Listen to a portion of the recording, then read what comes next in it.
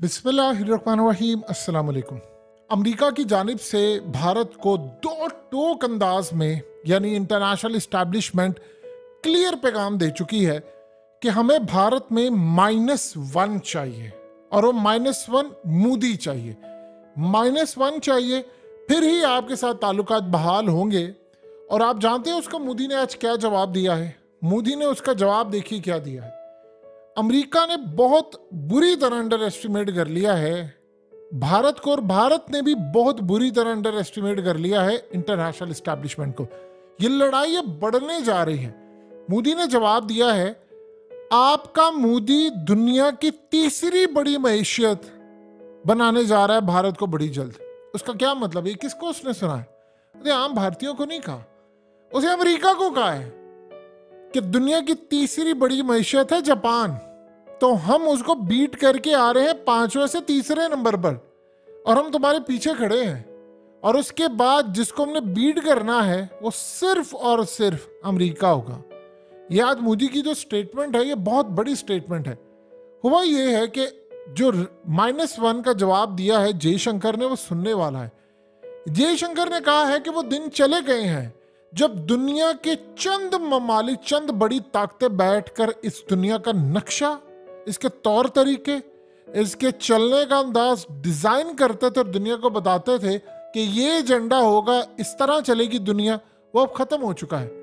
ना तो हम वो होने देंगे और कदम कदम पर हम उसको चैलेंज करेंगे, क्योंकि अब दुनिया में वो काम नहीं होगा कि चंद मुल्क बैठकर नक्शा डिसाइड करे, दुनिया का तौर तरीके डिसाइड कर, हम उसको चुप करके मान ले। हम ये होने नहीं देंगे। इसके साथ उन्होंने जवाब क्या दिया -1 का, अमेरिका ने जो कहा।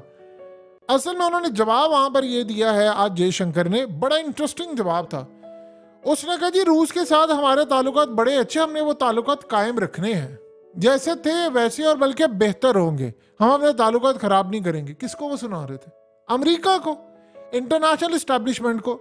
यहाँ एक बड़ा मजेदार काम है। -1 करने के लिए आपको क्या चाहिए? -1 करने के लिए आपको ये चाहिए भारत के अंदर कि या तो इत्तेहादी जो हैं उनमें से किसी को अमेरिका खरीद ले और कहे जी आप अदम एतमाद ले आओ, तख्ता उलट दो मोदी का, -1 कर लो। या भारत की इस्टेब्लिशमेंट को कह दे वो, या भारतीय फौज को वो कह दे, या उनकी एजेंसी रॉ को कह दे कि भाई आपने बोलियां लगाए इनकी, और इस सारी सूरत हाल के अंदर पार्लियामेंटेरियंस की मंडी लगाएं और तख्ता उल्टें और सारा काम करें और किसी और को लेकर आए।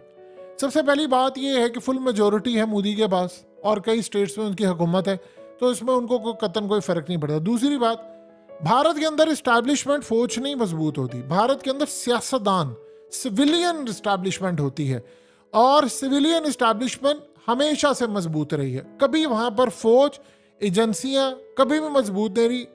इवन के वहां पर रॉ ने कोई काम भी करना होता है तो जब तक वहां के प्राइम मिनिस्टर की अप्रूवल नहीं होती वो ये काम नहीं करते।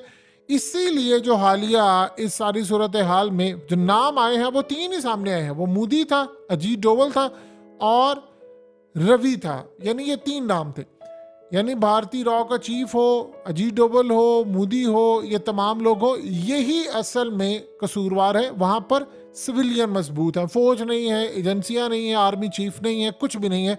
वहां पर सियासतदान मजबूत है, तो वहां पर इस्टेब्लिशमेंट की हुकूमत है।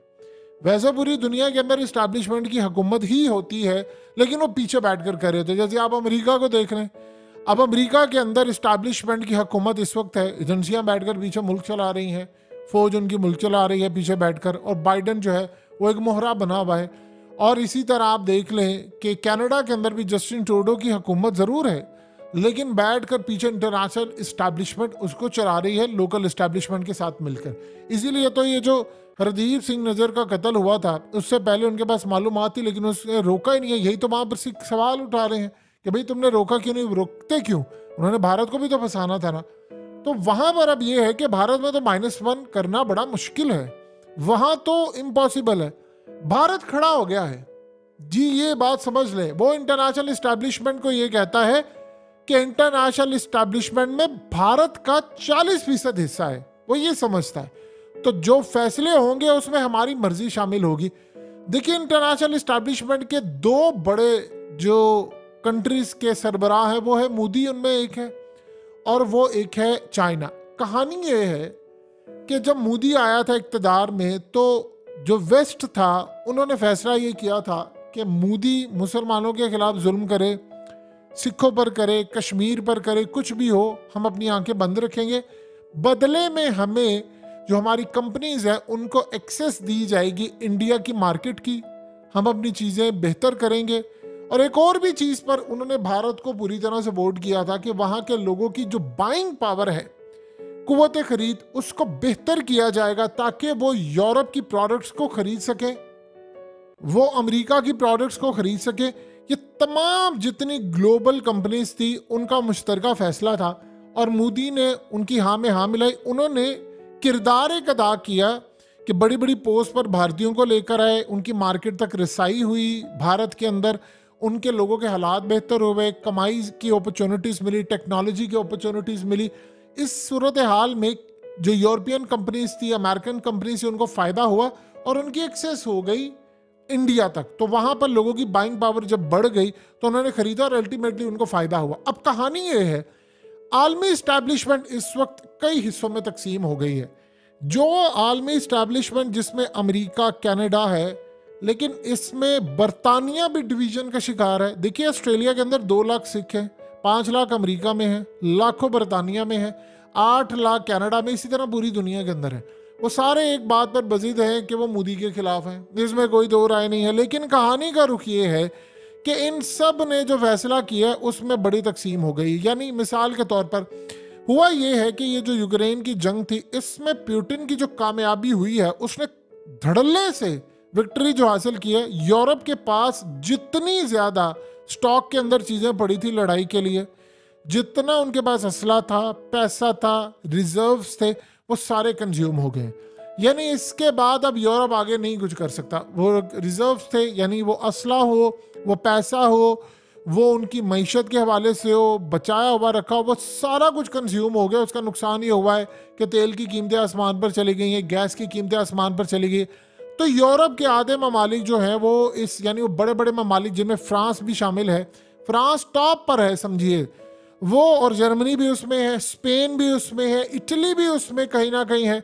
ये सारे असल में ये समझ रहे हैं कि हमें अमेरिका की इस्टेब्लिशमेंट वाले हिस्से से निकलकर अब दूसरी जानिब आना चाहिए। तो वहाँ से कनाडा को सपोर्ट नहीं मिल रही, अमेरिका को सपोर्ट नहीं मिल रही, और वो असल में चाह रहे हैं क्योंकि उनके ममालिक के अंदर एहतजाज है तो वो सारे कह रहे हैं कि रशिया से बातचीत का आगाज़ करें, मामला तय करें। यही बात मैक्रन ने की थी। उसने कहा था कि अगर मुझे पुतिन कॉल करेंगे तो मैं फ़ोन उठा लूँगा और फ़ोन करके उनसे बातचीत करूँगा कि कोई सोल्यूशन है तो बताएं। इसीलिए सऊदी अरब अब जो इनिशिएटिव लिया है मोहम्मद बिन सलमान ने, कोई इस जंग को ख़त्म करने के लिए सबको बुला रहे हैं। जिस तरह अमेरिका के मुज़ाकरात तालिबान के साथ हुए थे, अब इसी तरह होने जा रहे हैं मुज़ाकरात सऊदी अरब के अंदर, जिसको बहुत सारे ममालिक बैक करे। स्पेशली मैक्रन बैक कर रहा है मोहम्मद बिन सलमान को भी, भारत को भी और रशिया को भी। वो चाह रहे हैं यार ये जंग खत्म हो और हमें नुकसान ना हो। अब अमेरिका यहाँ पर तनहा नजर आता है, ठीक है, उसके साथ 4, 5, 6 ममालिक है। अमेरिका की अभी वो पावर इतनी तो खत्म नहीं हुई कि बिल्कुल ही कब्र में चला थे, लेकिन इंडिया यहाँ पर उभर कर आ रहा है। चाइना असल में पहली मर्तबा ये चाह रहा है कि इंडिया यहाँ पर जीते। कमाल देखिए जरा। और उन्होंने बैकडोर पर इंडिया के साथ मुज़ाकरात शुरू कर दिए हैं। उसमें इंडिया लेवरेज लेगा लद्दाख की साइड पर, डिफरेंट साइड पर। असल में कहानी ये है कि अब जो लड़ाई का रुख पाकिस्तान की तरफ होता था वो कनाडा की तरफ मोड़ दिया गया है। यानी जयशंकर ने आज ये बात की, उसने कहा कि भाई ये काम करो, तुम्हारे पास सबूत है ना, दे दो, हम सोचेंगे, देखेंगे इस पर कि हमने क्या कार्रवाई करनी है, हमें इसको देखेंगे। इस पर एक वर्किंग जो कमेटी है वो गुजारिशात आपकी देखेगी, अगर कुछ हुआ तो फिर आपको बताएंगे। यानी उसे यहाँ तक है। अब कहानी का रुख ये है, असल में ये जितना भी, चाहे वो खालिस्तान का मामला हो, चाहे वो कनाडा की सरजमीन हो, अमेरिका की हो, या किसी तरह भी सिखों के खिलाफ कुछ करना हो, या पाकिस्तान, भारत की जो इंटेलिजेंस एजेंसी है रॉ, उसने पिछले काफ़ी सालों में बहुत इंप्रूवमेंट की है क्योंकि वो काम करते हैं मुसाद के साथ मिलकर। ये असल में इसराइल की इंटेलिजेंस एजेंसी होती है जिसने जाकर पूरी दुनिया में ऑपरेशन करने होते हैं। तो यहाँ पर अब भारत का जो मामला है वो भी इसी तर्ज का है। वो इसी तरह के ऑपरेशन करते हैं, उसमें वो इसराइल की बड़ी मदद लेते हैं। अब काम ये है कि पूरी दुनिया के अंदर जो मामला इस वक्त सामने आ रहे हैं वो बड़े हैरान कुन है कि भारत इस वक्त जिस तरह अमेरिका ने सोचा था कि हम इसका तख्ता उलट देंगे, -1 कर देंगे जो पैगाम दे रहे हैं, वो इनको वो होता हुआ नजर नहीं आ रहा। क्योंकि अब आप ये देखें कि रूस इस वक्त खड़ा हुआ है भारत के साथ, यानी उसको पता है कि मेरी वजह से सारा मामला खड़ा हो रहा है, तो वो भारत के साथ खड़ा है। चाइना ने भी अब बैकडोर डिप्लोमेसी शुरू कर दी है भारत को। उसने कहा कि देखो ये तुम्हें प्यादा बनाना चाहते हैं। अमेरिका ने जो अंडर एस्टिमेट किया है वो यूक्रेन की तरह किया है कि भारत यूक्रेन बनेगा। देखिए वो तीसरी बड़ी मईशत बनने जा रहा है, उसने कुछ साल बाद अमेरिका को बीट करना है, तो वो इतना बेवकूफ़ नहीं है, वो बहुत आगे चला गया। तो उन्होंने अंडर एस्टिमेट ये कर लिया कि भाई हम लोग भारत को यूक्रेन बनाएंगे, यूक्रेन में शिकस्त होगी, हमारा क्या जाता है। भारत ये करने को तैयार नहीं है। उसका मेन फोकस है पाकिस्तान मैं फतह करूं, मैं कश्मीर गिलगित बल्तिस्तान लूं, उसमें सपोर्ट मुझे मिले, ये हो वो। तो ये सारी कहानी। अब दूसरी जानिब भारत के अंदर जो इस्टेब्लिशमेंट है वो तो खुद मोदी है, वो तो सियासतदान है। इस्टेब्लिशमेंट का एक हिस्सा उनका मीडिया है, तो मीडिया तो सारे का सारा सिविलियन इस्टेब्लिशमेंट के कंट्रोल में। वहां पे मिलिट्री इस्टेब्लिशमेंट का तो लेवल ही नहीं है। यानी आईबी वहां पर रॉ से ज्यादा मजबूत है। रॉ बाहर के ऑपरेशंस करती है, इंटेलिजेंस ब्यूरो जो है वहां की वो अंदर की ऑपरेशंस करती है। उस आईबी के अंदर सारे सिविलियन है और वो सारे इंतहा पसंद हिंदू और सारे मोदी को बैक कर रहे हैं। तो मोदी के इक़्तिदार को खतरा कोई नहीं है। ये एक बात आप ज़हन में रखिएगा। ये -1 करने जा रहे हैं। उन्होंने कहा है कि तुम -1 छोड़ो, हम तुम्हें ना कहीं -1 कर दे आलमी इस्टेब्लिशमेंट को। यानी ये इस लेवल का है। तो असल में भारत खुद एक इस्टेब्लिशमेंट है। अब वो इंटरनेशनल सतह पर बड़ी इस्टेब्लिशमेंट बन चुकी है। अगर उसको जरूरत पड़ी तो वो चाइना से हाथ मिला लेगा। और चाइना इस लेवल पर खड़ा है कि वो हो सकता है भारत से जब वो डील करे तो वो कहे ठीक है जी, मैं 10 साल तक तुम्हारे इलाके के अंदर कोई 1 इंच ज़मीन भी अपनी फौजें नहीं भेजूंगा, तो तुम मेरे साथ मामला तय कर लो। जिस तरह उन्होंने अफगान तालिबान ने, जैसे अमेरिका ने शिकस्त दी, सबसे पहले सफीर उनका गया।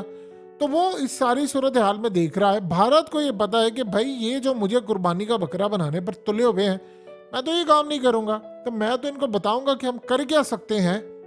इसीलिए ये जो -1 है, ये अदम एतमाद ले आना, ये फलाना कर लेना, ये नेपाल जैसे मुल्कों में भी सूट करता है, म्यांमार में करता है, या उन थर्ड वर्ल्ड कंट्रीज में करता है जहां पर अमेरिका का असर और सुख हो। ना तो अमेरिका भारतीय फौज को या उनके आर्मी चीफ को कुछ कह सकता है, ना रॉ को कह सकता है, ना उनकी इस्टेब्लिशमेंट को कह सकता है, क्योंकि सारी सिविलियन इस्टेब्लिशमेंट वहां पर मजबूत है।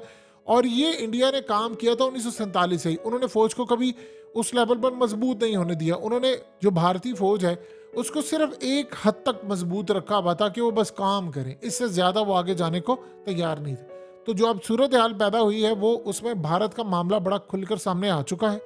और उसमें अमेरिका -1 जो चाह रहा है, भारत उसमें -1 करने को तैयार नहीं है, बल्कि वो अमेरिका को उल्टी धमकियां दे रहे हैं कि जो फैसले तुम दुनिया के करते थे वो हम होने नहीं देंगे। ये बहुत बड़ी धमकी होती है।